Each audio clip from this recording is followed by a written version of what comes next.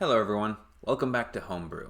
Today we're going to be looking at recapping from a DM's perspective Session 4, and we're going to be looking at planning ahead for Session 5, which should be pretty easy seeing as we're getting a lot of use out of the material that we had originally planned for Session 3. So let's first take a look at what went right and what went wrong in Session 4. So from a DM's perspective, I think that the combat with the lion happened to go very well. It didn't get too clunky.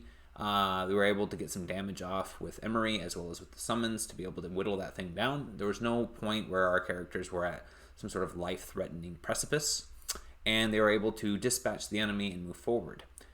Now looking at the trap in that plan, our player character pretty much just walked right through the trap portion of it, or the puzzle, which is fine. You'll find that most times your players are going to be doing that. So it wasn't so lethal that it was going to bog them down. It was still believable in the sense that it wasn't soft-handed as far as the enemies would have been theoretically if they were trying to keep this place pretty safe, right? As far as some other items, Emery really took it upon herself to learn some more on her magic, which was great. That's kind of the whole component of this whole campaign that we really wanted to flesh out. And so I think that added a lot to both her fun as well as building out that kit. Behind the scenes, Emery's been getting 25 XP between each session to kind of help move things along and get her kind of tiered up to be about the same strength as the other characters at the start of the next campaign. Though we kind of have been hit and miss on some of those just because she's not too incentivized for that, and we weren't sure exactly how many sessions there would be. So that's all going pretty well, I think.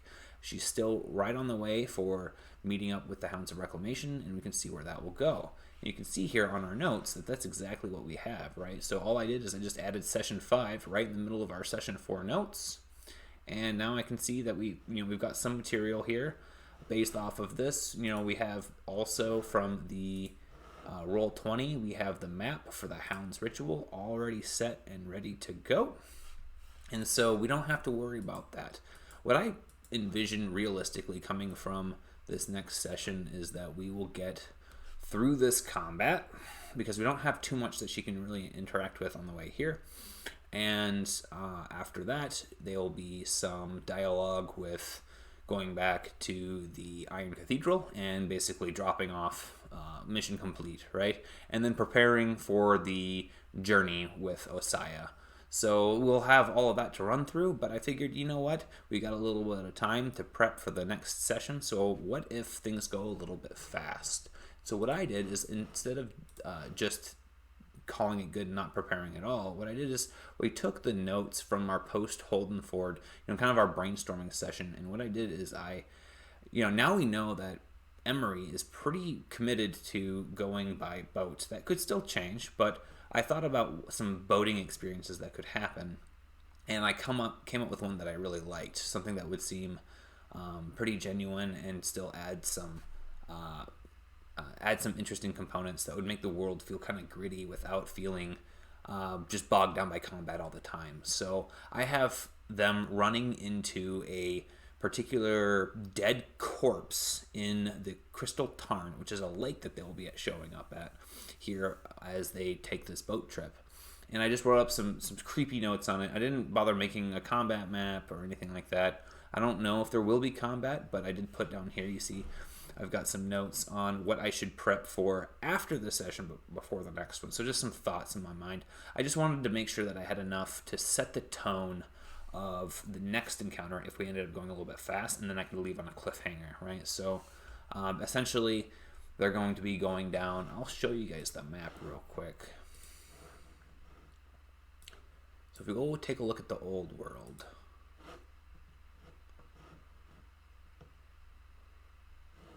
Let's zoom in here for you.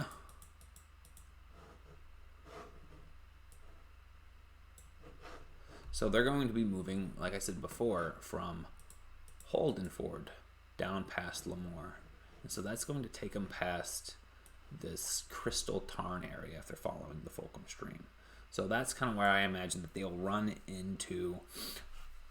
they'll run aground in the middle of this gigantic lake. Okay, and my thought is that there's some ancient beast that fell that died and is floating slowly up from the depths of this place. And I imagine that it's something like Mariana's Trench or something like that, like just impossibly deep. No one has ever been down there. So they're going to run aground on something, and they're not going to know what it is. It's a corpse so big that they can't really see the boundaries of it, so they're not necessarily going to know that that's what it's going to be. And to make things more interesting, there's a ship coming from the opposite direction that they are going to attempt to hail that's also stuck on there. And because of the affiliation of the captain, he's a Lamoran, he's going to see the flags flown by the other ship, and he's going to assume that they're in trouble because their sails are going to be facing the wrong way, so to speak. They're not going to, they should be moving and they're not, that sort of thing. And so he's going to say, it's my duty as a fellow Lamoran to check in on them.